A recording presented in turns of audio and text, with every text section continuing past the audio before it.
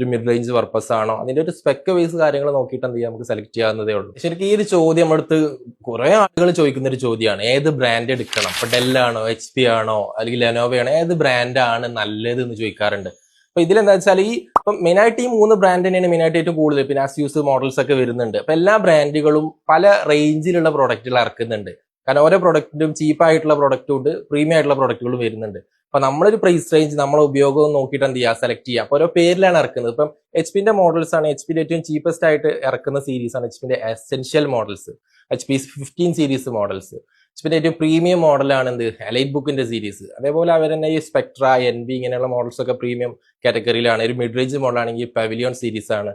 അത് ഡെല്ലിന്റെ ഏറ്റവും ചീപ്പസ്റ്റ് ആയിട്ടുള്ള മോഡലാണ് എന്ത് ചെയ്യുന്നത്, ഈ ഇൻസ്പിറോൺ മോഡൽസ്. അതുപോലെ ഡെല്ലിന്റെ ഏറ്റവും പ്രീമിയം ലാപ്ടോപ്പുകളാണ് എലൈറ്റ് ബുക്ക് സീരീസ്. അതുപോലെ ലെനോവിന്റെ ആണെങ്കിൽ ഏറ്റവും ചീപ്പസ്റ്റ് ഐഡിയ പാഡാണ്, തിങ്ക് പാഡാണ് ഏറ്റവും പ്രീമിയം മോഡൽ. അങ്ങനെ ഓരോ പർപ്പസിന് അല്ലെങ്കിൽ ഓരോ പ്രീമിയം സെഗ്മെന്റിലും നല്ല ലാപ്ടോപ്പ് ആയിട്ടും അതുപോലെ മാർക്കറ്റിൽ ചീപ്പർ ആയിട്ടുള്ള പല പേരുകൾ എന്ത് ചെയ്യുന്നുണ്ട്, ആ പേരിൽ തന്നെ കമ്പനി ഇറക്കുന്നുണ്ട്. അപ്പൊ ഏത് ബ്രാൻഡ് സെലക്ട് ചെയ്യുന്നതിന് അപ്പുറം നമ്മൾ ഏത് പ്രൈസ് റേഞ്ച് ആണോ നോക്കുന്നത്, അത് ഏത് ബ്രാൻഡിൽ നമുക്ക് എന്ത് ചെയ്യാം, ശരിക്കും ആ ഒരു കാറ്റഗറി നോക്കിയിട്ട് സെലക്ട് ചെയ്യാം. പിന്നെ എപ്പോഴും ഇമ്പോർട്ടന്റ് നമ്മുടെ സ്പെക്കാണ്, നമ്മളെ ആവശ്യം. നമുക്കൊരു ഗ്രാഫിക്സ് ഉള്ള ലാപ്ടോപ്പ് ആണോ വേണ്ടത്, അല്ലെങ്കിൽ റാം എത്ര വേണം, പ്രോസസിങ് കപ്പാസിറ്റി എത്ര വേണം,